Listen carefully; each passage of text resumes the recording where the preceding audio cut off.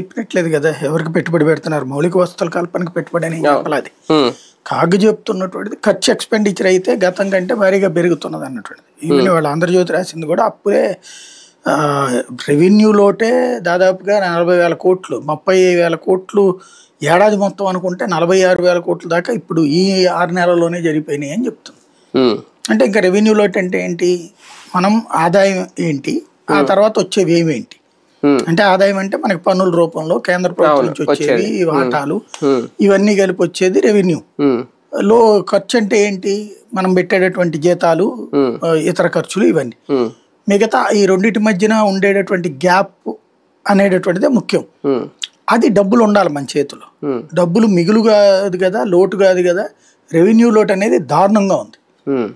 30,000 కోట్లు ఏడాది మొత్తం మీద రెవెన్యూ లోటు ఉంటుందని అంచనా వేశారు.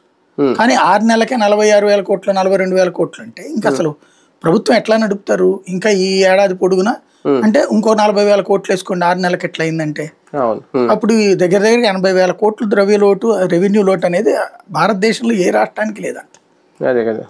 పోనీ ఇంత చేస్తే ఇదేమన్నా ప్రజలకి ఏమన్నా పంచారా? ఇక్కడ అసలు కన్ఫ్యూజన్ అది. ప్రజలకి ఏం పంచిపెట్టారు వీళ్ళు?